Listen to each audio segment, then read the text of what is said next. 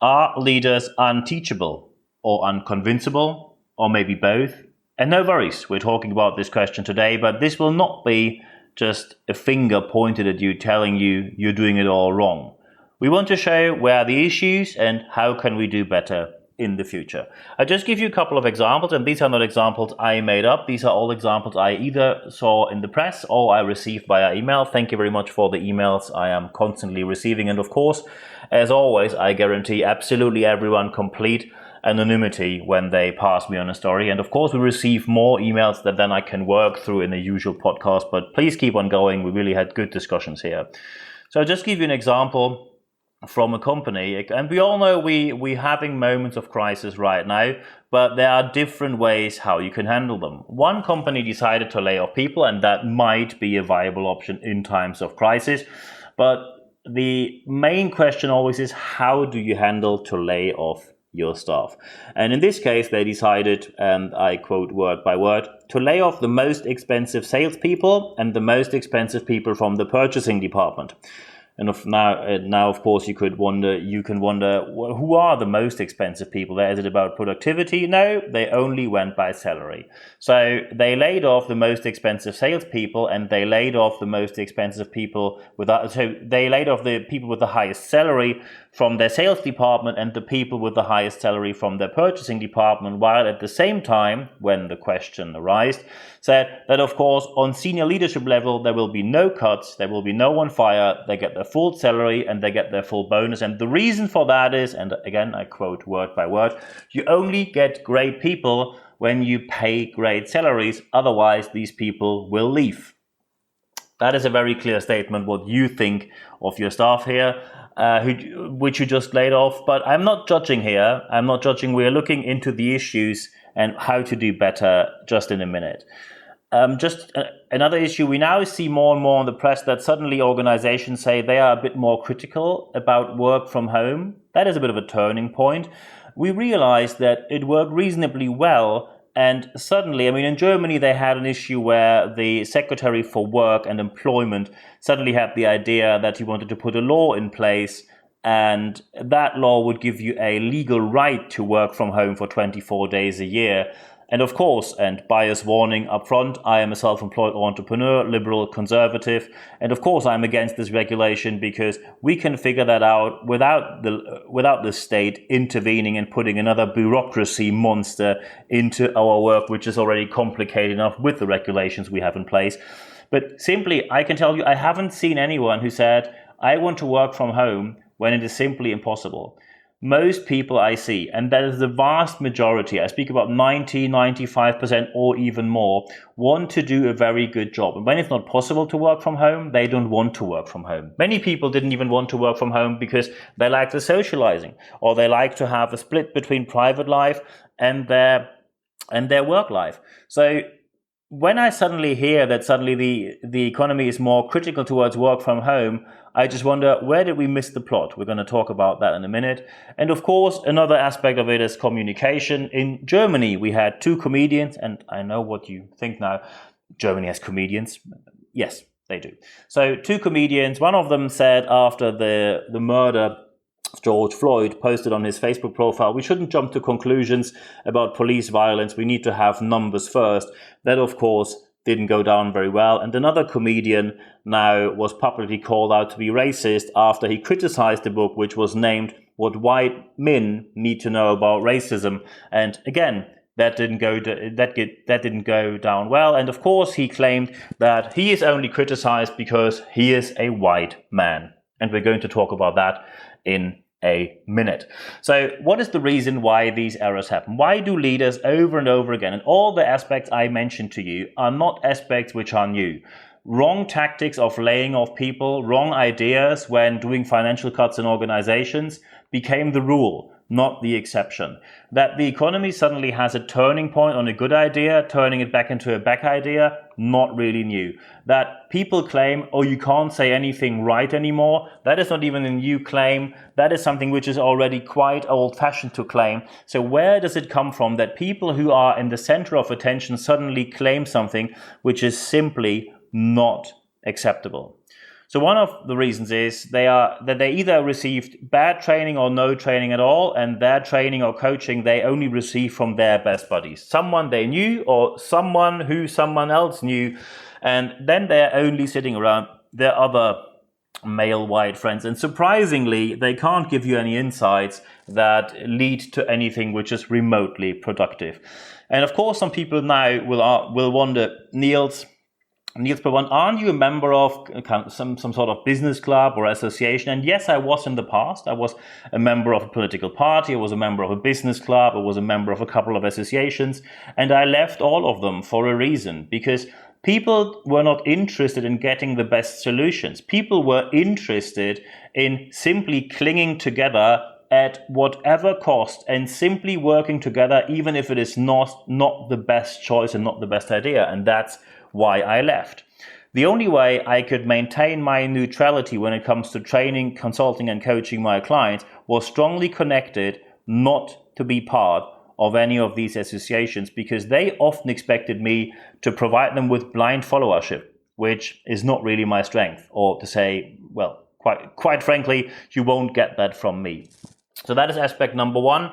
Either they were not well coached or trained, or not trained or coached at all. And then, of course, when you don't invest in your leaders with good coaching or training, then of course you get bad leadership, because good leaders are not born. Some have more or less talent, that is true, but good leaders are always made. Aspect number two, people are ignorant towards the facts. You will often hear that people say, oh, you only want to work from home, you don't want to travel anymore. That is simply not true. People will only prefer to work from home when there is no reason why they should show up. And I can tell you, as soon as the law would change and the commute would suddenly be part of your working time, immediately companies will find solutions how people can work from home. Still, it is not to be expected that one of these laws or any law like that will be passed. It is still a question which needs to be answered. Why does someone need to show up? And when the answer is your boss wants it, that is not a fact-based answer. That's a preference. That's a personal opinion. But it is not a fact. And denying the reality of facts just because you didn't have it in your working past, which is nothing else than cheap and malicious envy, denying the reality of facts doesn't go down well. So, for example, when the comedian we talked about said, oh, racism has many different faces, when I, as a white German man, go to Mali and they attack me due to my skin color, that's racism as well. And once more, look into a history book before you open your mouth, because that is not racism for a very simple reason.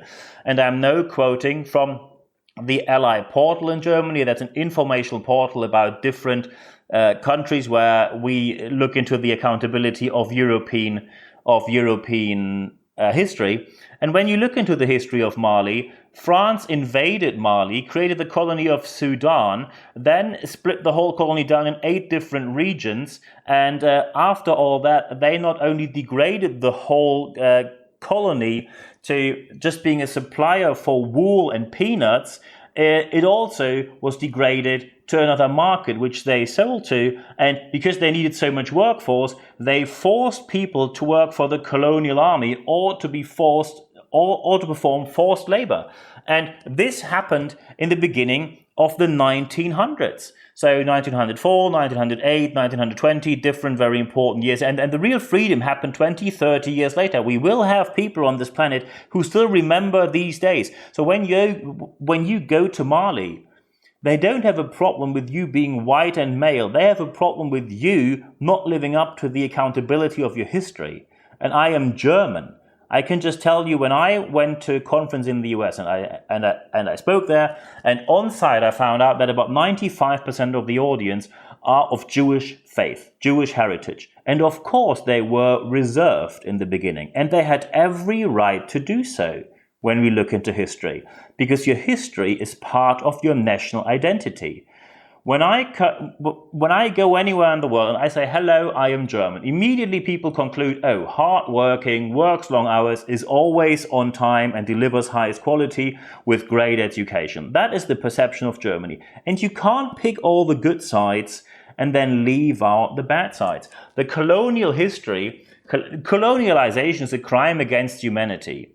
Full stop. And when you don't live up to the accountability and you can't distinguish between historical ability and racism, that is a very poor move. And by the way, it would be really easy for me, because by the way, I am white, male, and cisgender as well. And by the way, when you look into my family history, I could say my grandfather, who survived concentration camp Buchenwald, organized the resistance there, and they even named the street after him in Ratingen in West Germany, a western part of Germany, where they named the street after him due to what he achieved as a resistance fighter in fight against the Nazis. I could say my family is different. I wasn't even alive back in the days, not even born. So not my accountability, but yes, it is. Because historical accountability comes along with your nationality as long as you stick to the concept of nationality as an advantage for your personal career. And this is another aspect where leaders deny reality, don't live up to their accountability, and wildly ignore the need for true diversity in business. And now we want to look into, are there any kind of ways how to do it better? Are there positive examples on the market? And yes, there are. So step number one, an external view is a must in your business. When you look on my LinkedIn profile and you look where I did my education, coaching, and training from, these are not people from my best buddy network. These are all external people because I need the external view. When I only hire and book my best buddies from my personal business network to coach and train me, they will most likely come to the conclusion that I'm doing pretty well, and then you get phrases like, oh, you're already doing amazing, but we want to get even better. And that is, politely said, nothing I'm going to pay you for a reason. So you need an external view, and there are good examples. A fashion company in northern Germany, they should receive an award because they were actually awarded for promoting women into leadership positions and having way more women and female people in leadership positions than it is usually the case in the industry. But they turned the award down because they said, on our highest leadership level, it is still all male, all white. We have to work on that, and before that we are not going to accept the award. And that is how reflection on your own action works. So don't tell me it's not there. Don't tell me it's not possible. It is there. You simply deny the fact. So that's step number one. You need a proper external point of view. Step number two, diversity today, it goes without saying and is an absolute must in your organization. You can go to another interview which I just recently did with Ricky Arundel, an expert on diversity, and she said diversity and inclusion shouldn't even be named diversity and inclusion. It's diversity, because inclusion goes without saying. Should we really say thank you to you to not exclude people from your business? No, absolutely not. And she's absolutely right with that. And aspect number three, if you want to attract talent, talent needs flexibility. That, for example, includes work from home or different work concepts where people can work from wherever they are, which, by the way, also makes your employer brand a lot more attractive to them. And also, especially young talents are not interested when they come from either their vocational training or their university life where everything is very diverse. Young people grow up in an interconnected global world where their circle of friends is completely diverse, and then you enter the working world and it completely switches and you meet white patriarchy and they should suddenly tell you how it all works, and you are really surprised why they do not listen to you. If you go by this principle, the only thing you will see is that young people don't follow you except they want to have your name on their CV, and then they will leave as soon as they can. Basically, they misuse you for their own career. How does that feel? Not really great, so don't go down that route. What also will happen is that when you are a very monocultural organization, you will attract a huge amount of people who have, politely said, debatable opinions, not only politically, but also ideologically. So be aware of that this will go wrong in a certain point in time. The question is not if it goes wrong, the question is only when will it go wrong. And when you want to look into positive aspects of how an organization can change, look into Microsoft, flexible work from home, 50% no problem, actively engage in the diversity world. So it is possible even with large and global organizations. And I wish you all the best to implement that in your organization. And for this week, there's only one thing for me left to say. Thank you very much for your time.